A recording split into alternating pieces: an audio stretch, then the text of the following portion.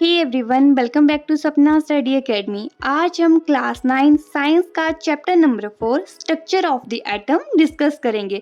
इसे हम एकदम कहानी की तरह सुनेंगे ताकि हमें ये चीज़ें याद रहें। तो जैसे हमने लास्ट चैप्टर में पढ़ा था कि डाल्टन ने क्या बोला था कि जो एटम है उसे हम फर्दर डिवाइड नहीं कर सकते हैं। तो जैसे ही उन्होंने अपनी थ्योरी दी उसके बाद साइंटिस्ट इसके पीछे पड़ गए कि क्या सच में ही हम किसी एटम को डिवाइड नहीं कर सकते, क्या इनके अंदर कुछ भी नहीं होता है, क्या कोई चार्ज प्रेजेंट है नहीं है। तो एक एक्टिविटी सामने आती है कि जैसे हम कंघी होती है उसे अगर हम अपने बालों पे रब करते हैं, अगर हम छोटे छोटे टुकड़े करेंगे किसी भी पेपर के तो वो आके कंघी से चिपक जाते हैं। तो साइंटिस्ट ने बोला कि जैसे जो कॉम और पेपर में चार्ज पार्टिकल आ रहे हैं वैसे ही एटम में भी कुछ ना कुछ चार्ज रहता है। तो जो साइंटिस्ट फर्दर एटम को स्टडी कर रहे थे उन्होंने बोला कि जो एटम है बना होता है पेन से। P for proton, E for electron और N फॉर न्यूट्रॉन। प्रोटॉन से क्या हो गया, पॉजिटिव चार्ज हो गया। न्यूट्रॉन से क्या हो गया, नो चार्ज, कोई चार्ज नहीं होगा। और बीच वाला क्या बचा आपका, इलेक्ट्रॉन बचा, उस पर आ जाएगा आपका नेगेटिव चार्ज। इस पेन को जिन्होंने डिस्कवर किया उनका नाम है GTC। प्रोटॉन को डिस्कवर किया जी ने, गोल्डस्टीन ने। उसके बाद आता है इलेक्ट्रॉन। इलेक्ट्रॉन को डिस्कवर किया है थॉमसन ने। न्यूट्रॉन है उसे डिस्कवर किया है चैडविक ने। तो इस ट्रिक से आप याद रख सकते हैं पेन को किसने डिस्कवर किया है, GTC ने। तो 3 मॉडल हमें देखने को मिलते हैं। फर्स्ट आता है थॉमसन का, सेकंड है रदरफोर्ड और थर्ड है बोहर। बोहर के बाद हमें कोई भी एटम मॉडल देखने को नहीं मिला है। इसे आप ऐसे भी याद रख सकते हैं, तुम रहने दो बोहर कर लेगा। तुमसे क्या हो गया थॉमसन और रहने से क्या हो गया रदरफोर्ड। सबसे पहले हम डिस्कस कर लेते हैं Thomson's model of an atom. तो एक दिन क्या हुआ था, हमारे थॉमसन जी वाटरमेलन खा रहे थे, तभी उनके पास उनके स्टूडेंट्स आते हैं। उन्होंने उन्हें बताया कि जो डाल्टन ने अपनी थ्योरी दी है एटम के लिए, तो आप भी इसके लिए कुछ बताइए कि इसके अंदर क्या है क्या नहीं है, कौन कौन से चार्जेस हैं। तो उन्होंने वाटरमेलन खाते खाते ही बताया कि जो वाटरमेलन है ये हमारा एटम है। इसके अंदर जो आपका जो रेड सा पार्ट दिख रहा है ये प्रोटॉन है, और जितना भी आपको बीच में जो सीड्स दिख रहे हैं, जो ब्लैक ब्लैक आपको बीज दिख रहे हैं, वो आ जाते हैं आपके इलेक्ट्रॉन। थॉमसन के अकॉर्डिंग जो एटम होता है कंसिस्ट करता है पॉजिटिव चार्ज स्फीयर, जो आपका रेड पार्ट था वाटरमेलन का, और इसके ऊपर सीड्स होते हैं जिन्हें हम कहते हैं इलेक्ट्रॉन्स। उन्होंने एक और चीज़ बोली कि जो नेगेटिव और पॉजिटिव चार्ज होते हैं, मतलब जो प्रोटॉन और इलेक्ट्रॉन होते हैं, दोनों का मैग्नीट्यूड इक्वल होता है। अभी दोनों का मैग्नीट्यूड इक्वल होगा तो प्रोटॉन और इलेक्ट्रॉन एक दूसरे को क्या कर देंगे, कैंसिल आउट कर देंगे। तो उन्होंने बोला कि जो पूरा का पूरा आपका एटम है वो न्यूट्रल होता है। जितने भी मॉडल्स हैं आपको लाइफ टाइम के लिए याद हो जाएंगे। बस थोड़ा सा मेरी वीडियोस के साथ साथ अपने नोट्स भी तैयार करते रहिए ताकि आप अपनी हैंडराइटिंग में पढ़ेंगे तो आपको और इजीली आपको लर्न रहेगा। अगर किसी भी कंसेप्ट में अगर आपको कोई भी प्रॉब्लम आ रही है तो please let me know comment below, ताकि मैं आपके सारे के सारे कन्फ्यूजन्स को दूर कर सकूं। तो थॉमसन का जो मॉडल था उस वजह से बहुत से साइंटिस्ट कंफ्यूज हो गए। तो इस कन्फ्यूज़न को दूर करने के लिए बाद में आए रदरफोर्ड मॉडल। उन्होंने क्या किया, एकदम पतली सी गोल्ड फॉइल ली और उसके थ्रू अल्फा पार्टिकल्स को पास किया। अल्फा पार्टिकल्स क्या है, डबली चार्ज्ड हीलियम आयंस। तो इस एक्सपेरिमेंट के ड्यूरिंग उन्होंने क्या देखा कि बहुत से जो अल्फा पार्टिकल्स हैं वो इस गोल्ड फॉइल को क्रॉस कर रहे हैं, यहाँ से पास हो रहे हैं। आप यहाँ पे देख रहे हैं बहुत से पार्टिकल्स क्या कर रहे हैं, गोल्ड फॉइल के थ्रू अगली साइड पास हो जा रहे हैं।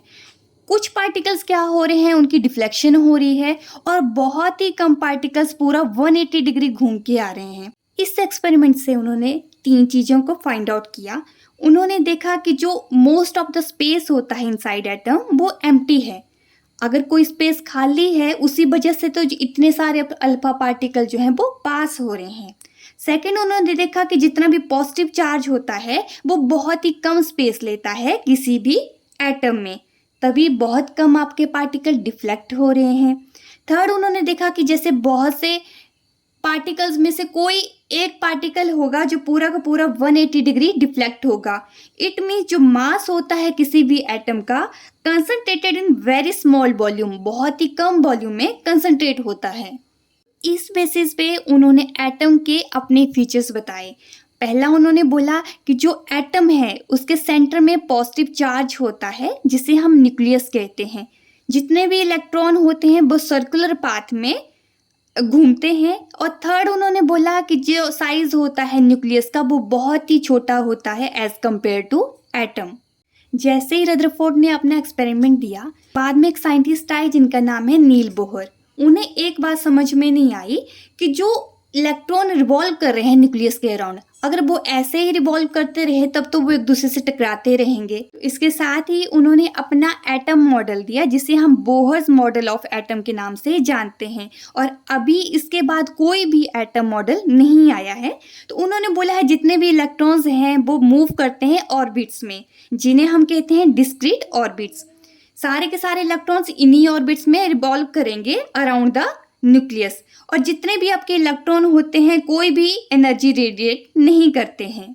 उन्होंने कुछ इस तरह से बताया, ये बीच में न्यूक्लियस है, साइड में ये वाले जो बने हुए हैं सर्कुलर पाथ, इन्हें उन्होंने कहा ऑर्बिट्स।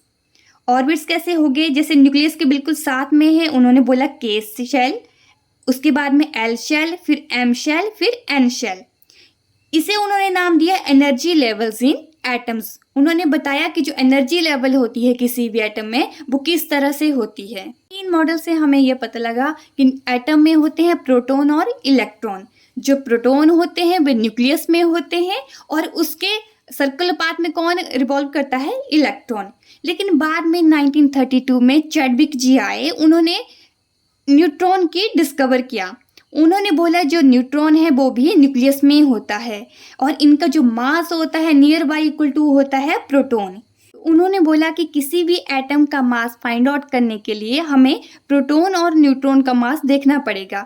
तो ये किसके इक्वल हो जाएगा, sum of the masses of proton plus neutron. तो इससे हम mass of atom find out कर सकते हैं। हम करेंगे एटॉमिक नंबर, इसे हम डिनोट करते हैं जेड से। तो एटॉमिक नंबर क्या हो जाता है कि किसी भी एटम में कितने प्रोटॉन हैं या फिर इलेक्ट्रॉन हैं, नंबर ऑफ प्रोटॉन्स और electrons present in nucleus of atom. इससे हमें पता चलता है कि उसका एटॉमिक नंबर कितना है। जैसे कार्बन को हम ले लेते हैं तो इसमें नंबर ऑफ प्रोटॉन्स कितने होंगे या फिर नंबर ऑफ इलेक्ट्रॉन्स कितने होंगे, 6 होंगे। तो इसका एटॉमिक नंबर भी कितना हो गया, 6 हो गया। सेकेंड आता है मास नंबर, जिसे हम डिनोट करते हैं ए से, number of protons plus number of neutrons in nucleus, दोनों को प्लस कर देंगे तो जो मिलता है हमें उसे हम कहते हैं मास नंबर। जब हम प्रोटॉन और न्यूट्रॉन्स को प्लस करते हैं तो उसे हम न्यूक्लियॉन्स भी बोलते हैं। जब इन दोनों को मिलाते हैं तो उसे हम कहते हैं न्यूक्लियॉन्स। अभी हम फिर से कार्बन का एग्जाम्पल लेते हैं। तो इसमें प्रोटॉन्स कितने थे, 6 थे, न्यूट्रॉन्स कितने हैं, 6 हैं। तो टोटल मास नंबर इनका कितना हो जाएगा, 12U। फिर हम किसी भी एलिमेंट का मास नंबर और एटॉमिक नंबर कैसे लिखेंगे, जैसे मान लो आपके पास कोई भी एलिमेंट है तो इस साइड आपने लिखना है एटॉमिक नंबर, नीचे लिखेंगे एटॉमिक नंबर और ऊपर लिखेंगे हम मास नंबर। जैसे कार्बन है उसका एटॉमिक नंबर कितना बताया, 6 है और मास नंबर कितना हो गया, 12 हो गया। तो इस तरह से हम इसे लिखेंगे।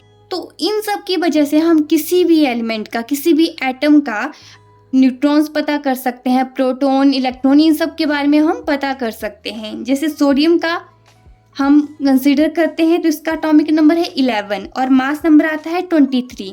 तो 11 अगर इसका एटॉमिक नंबर है तो मतलब प्रोटॉन भी कितने हो गए, 11, इलेक्ट्रॉन भी कितने हो गए, 11। और 23 अगर इसका मास नंबर है तो न्यूट्रॉन्स कितने हो जाएंगे हमारे पास, 23 में से हम क्या माइनस कर देंगे, 11। तो न्यूट्रॉन्स आ गए हमारे पास 12। नेक्स्ट आता है आइसोटोप्स। आप यहाँ पे देखेंगे ये हमने एक एलिमेंट लिया है जिसका नाम है हाइड्रोजन। यहाँ पे आप देखेंगे तीनों जगह क्या दिया है, हाइड्रोजन। तो ऐसे आपके एटम्स होते हैं, एलिमेंट क्या होगा, सेम होगा, इनके जो एटॉमिक नंबर हैं वो भी सेम होंगे लेकिन जो मास नंबर हैं वो डिफरेंट होते हैं। यहाँ पे आप देखेंगे हाइड्रोजन का कितना दिया है, मास नंबर 1, यहाँ पे 2, यहाँ पे 3। तो इसे हम कहते हैं आइसोटोप्स। जब एटॉमिक नंबर सेम होते हैं और जो मास नंबर हैं वो डिफरेंट होते हैं।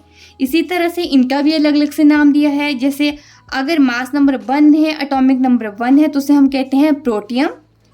मास नंबर 2 है तो उसे हम कहते हैं ड्यूटेरियम, और थर्ड वाले को हम कहते हैं ट्रीटियम। लास्ट आता है आइसोबार्स। जो आइसोबार हैं पूरी तरह से डिफरेंट होते हैं आइसोटोप्स के। इसमें क्या होता है, जो एटॉमिक नंबर है वो डिफरेंट होते हैं। ऊपर वाले में क्या था, एटॉमिक नंबर सेम थे, लेकिन इसमें एटॉमिक नंबर डिफरेंट होते हैं और जो मास नंबर है वो सेम होगा, और जो एलिमेंट्स होते हैं वो भी आपके डिफरेंट रहते हैं। जैसे एक कैल्शियम हो गया, एक आर्गन हो गया, इन दोनों को हम कंसीडर करते हैं। दोनों एलिमेंट्स क्या हैं, अलग अलग हैं। एटॉमिक नंबर आप देखेंगे अलग अलग से हैं, इसका 20 है, इसका कितना है 18 है, लेकिन इनके मास नंबर सेम है 40। तो इसलिए हम कैल्शियम और आर्गन्स को क्या कहेंगे, आइसोबार्स कहेंगे। अभी इस चैप्टर का लास्ट टॉपिक है इलेक्ट्रॉनिक कन्फिग्रेशन। इसमें हम पढ़ेंगे कि जितने भी किसी एलिमेंट में जो इलेक्ट्रॉन है उसे हम किस तरह से डिस्ट्रीब्यूट करते हैं शेल्स में। शेल्स हम किस में पढ़े थे, बोहर मॉडल में कौन कौन से शेल थे, K, L, M, N and so on. तो हम देखेंगे कि इलेक्ट्रॉन को इन शेल में हम किस तरह से फिल करेंगे। फर्स्ट ऑर्बिट है उसे हम के शेल भी कहते हैं। तो इसमें कितने इलेक्ट्रॉन फिल हो सकते हैं, वो होता है आपका एक फॉर्मूला 2n²। 2 फर्स्ट ऑर्बिट है तो n की जगह क्या आ जाएगा 1। जब वैल्यू पुट करेंगे तो हमारे पास कितना आ गया 2। इट मीन्स कि जो आपका फर्स्ट ऑर्बिट है, जो के शेल है, उसमें हम ओनली 2 इलेक्ट्रॉन्स को फिल कर सकते हैं। उसके बाद आता है सेकेंड ऑर्बिट जिसे हम कहते हैं एल शेल। इसमें कितने आप भर सकते हैं, n की जगह कितना आ जाएगा 2। वैल्यू पुट करेंगे तो हमारे पास कितना आ जाएगा 8। थर्ड की अगर हम बात करें तो कितना आ जाएगा आपका 18। और फोर्थ ऑर्बिट में जो n शेल है वहां भी अगर हम n की वैल्यू क्या पुट करेंगे, 4 पुट करेंगे तो आपके पास आ जाएगा 32। आपका फर्स्ट ऑर्बिट है उसमें कैपेसिटी रहती है इलेक्ट्रॉन्स को फिल करने की 2, सेकंड में है 8, थर्ड में आ जाता है 18 और फोर्थ में आता है 32 एंड सो ऑन। इससे ज़्यादा इलेक्ट्रॉन हम उसमें नहीं फिल कर सकते हैं। तो आपने जब आपने इलेक्ट्रॉनिक डिस्ट्रीब्यूशन बताना है तो सबसे पहले आपने फर्स्ट शेल को भरना है, उसके बाद आपने के एल को भरना है, फिर एम को भरना है, फिर एन को भरना है। ऐसा नहीं कि आपने के और एल खाली छोड़ दिया सीधा आप एन पे चले गए, नहीं, आपने स्टेप बाय स्टेप सभी देखने हैं, आगे आप समझेंगे बहुत अच्छे से। आपने इलेक्ट्रॉनिक डिस्ट्रीब्यूशन कैसे बताना है, तो लास्ट चैप्टर में आपको बताया था मैंने कि किस तरह से एटॉमिक नंबर्स को हमने लर्न करना है। फर्स्ट 5 एटॉमिक नंबर्स हम ले लेते हैं। क्या ट्रिक बताया था, हीली बी, हाइड्रोजन, हीलियम, ली से क्या होगा लिथियम, बी से बेरिलियम और ब से बोरोन। एटॉमिक नंबर आ गए इनके 1 2 3 4 5। इट मीन्स जो एटॉमिक नंबर है मतलब ये क्या है, नंबर ऑफ प्रोटॉन्स या फिर नंबर ऑफ इलेक्ट्रॉन्स। हाइड्रोजन में कितने नंबर ऑफ प्रोटॉन्स हैं, 1 है, इलेक्ट्रॉन्स कितने हैं, 1 हैं। ओके, तो यहाँ पे हम मेनली नंबर ऑफ इलेक्ट्रॉन्स को देखेंगे। हाइड्रोजन में कितने आ जाएंगे 1, हीलियम में 2, लिथियम में 3, बेरिलियम में 4 और बोरोन में 5। अब हम देखेंगे कि शेल में किस तरह से इन्हें डिस्ट्रीब्यूट करेंगे। सबसे पहले कौन सा शेल लेंगे, फर्स्ट ऑर्बिट लेंगे जो है आपका के।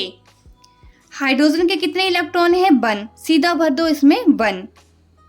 इसके अलावा तो कोई और नहीं है, बाकी किसी में आपका इलेक्ट्रॉन नहीं जाएगा।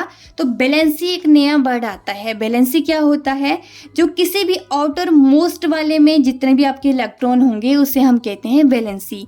यहाँ पे आउटर मोस्ट क्या है आपका के ही है, तो यहाँ पे वैलेंसी सीधा कितने आ जाएगी 1 आ जाएगी। ओके, आगे आप समझते जाएंगे। सेकेंड आता है हीलियम, एटॉमिक नंबर है 2। इट मीन्स कि नंबर ऑफ इलेक्ट्रॉन्स भी कितने होंगे 2। जो के है, के शेल में ही हम भरेंगे, कितने इलेक्ट्रॉन इसमें आ सकते हैं 2। कितने भर दिए हमने 2 भर दिए, तो पूरी की पूरी कैपेसिटी क्या होगी इनकी कंप्लीट हो गई। तो वैलेंसी क्या आ जाएगी सीधा 0 हो जाएगी। ओके, पूरा का पूरा आपका ऑर्बिट भर दिया तो वैलेंसी हम क्या कर देते हैं 0। इसे हम नोबेल गैस भी कहते हैं, इस वजह से इसकी वैलेंसी 0 आती है। थर्ड है लिथियम, एटॉमिक नंबर है 3। इट मीन्स जो नंबर ऑफ इलेक्ट्रॉन्स होंगे वो भी होंगे 3। सबसे पहले के शेल को भर लो, के शेल में कितने आएंगे ओनली 2, बचता है 1। 1 को किस में भरेंगे आप, एल में भर लेंगे। तो आउटर मोस्ट में कितने आ गए आपके इलेक्ट्रॉन, 1 आ गया, तो उस वजह से हमारी वैलेंसी कितनी आ गई, 1।